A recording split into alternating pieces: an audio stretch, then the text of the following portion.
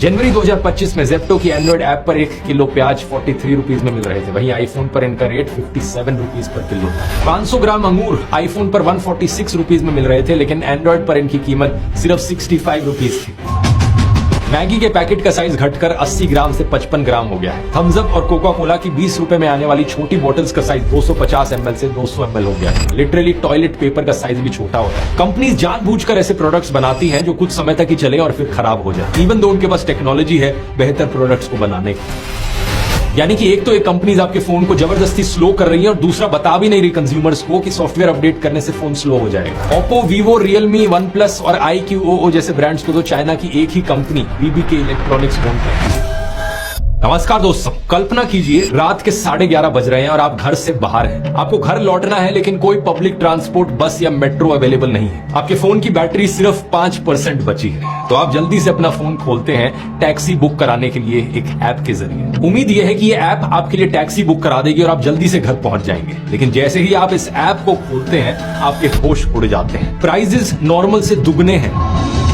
शायद आप सोचते हो कि ये सर्ज प्राइसिंग है क्योंकि इस वक्त कम ड्राइवर्स अवेलेबल हैं और डिमांड ज्यादा है। लेकिन प्रॉब्लम यह है कि आपके पास ज्यादा टाइम नहीं है सोचने के लिए, क्योंकि अब आपके फोन में सिर्फ 3% बैटरी बची है। इसलिए आप जल्दी से दुगने प्राइजेस पर टैक्सी बुक कराकर घर पहुंच जाते हैं। अब कैसा लगेगा सुनकर अगर मैं आपसे कहूं ये सर्ज प्राइसिंग नहीं थी। इस ऐप को असल में पता था कि आपके फोन में कम बैटरी बची है, इसलिए ऐप ने आपके लिए प्राइजेस बढ़ा दिए। बेल्जियम की एक अखबार ने 2023 में एक स्टडी करी थी जिसमें उन्होंने 2 फोन लिए। एक फोन का बैटरी लेवल 12% पर था, दूसरे का बैटरी लेवल 84% पर था। दोनों फोन्स में उबर की ऐप खोली और सेम लोकेशन से टैक्सी ऑर्डर करने की कोशिश करी। प्राइजेस कंपेयर किए तो पता चला कि हमेशा 12% बैटरी वाले फोन पर उबर ज्यादा किराया चार्ज कर रहा था। हालांकि उबर ने इस चीज को डिनाई किया है कि ये कंपनी ऐसा नहीं करती, लेकिन 2016 में NPR को दिए गए एक इंटरव्यू में उबर के head of economic research Keith chain ने कहा था कि उबर को पता चला है कि अगर फोन की बैटरी खत्म होने वाली हो तो लोग ज्यादा पैसे देने को तैयार होते हैं, और उबर की ऐप को पता होता है कि आपके फोन में बैटरी कितनी है। हालांकि इन्होंने भी कहा था कि उबर इस इंफॉर्मेशन से प्राइजेस सेट नहीं करता, लेकिन बार बार ऐसे क्लेम्स देखने को मिले हैं कि एक्चुअली में उबर ऐसा करता है। जनवरी 2025 में इंजीनियर हब के फाउंडर ऋषभ सिंह ने एक एक्सपेरिमेंट किया और इन्होंने भी पाया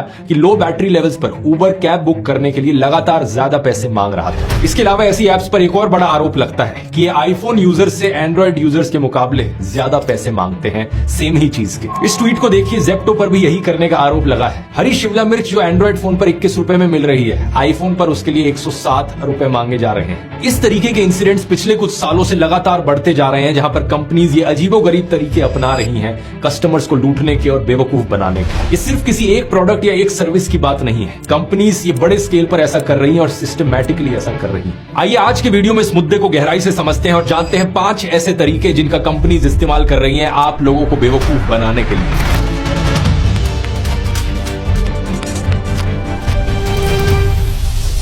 एक स्मार्टफोन के ही उदाहरण से शुरू करते हैं। ये फोन जो आज हम सबके पास है, इस फोन की बैटरी 3 से 4 साल से ज्यादा टिकती नहीं है। 3-4 साल बाद बैटरी इतनी बेकार हो जाती है कि आपको मजबूर होना पड़ता है एक नया फोन खरीदने में। लेकिन सोचकर देखो, अगर इन्हीं फोन्स में बैटरीज को इस तरीके से बनाया जाता कि आसानी से खोलकर उन्हें रिप्लेस किया जा सके। एक टेक्नोलॉजिकल पर्सपेक्टिव से देखा जाए तो ये करना कोई मुश्किल चीज नहीं है। बहुत सारी इलेक्ट्रॉनिक अप्लायंसेस में बैटरीज ऐसी होती है कि उन्हें खोलकर निकाला जा सके और रिप्लेस किया जा सके। लेकिन इन स्मार्टफोन्स में जानबूझकर इस तरीके से बैटरी को सील किया जाता है कि वो नॉन रिप्लेसेबल बन जाए। ये कंपनीज हमें मजबूर करती हैं रेगुलरली नए फोन्स खरीदने पर। इस चीज को कहा जाता है प्लान्ड ऑब्सोलेसेंस।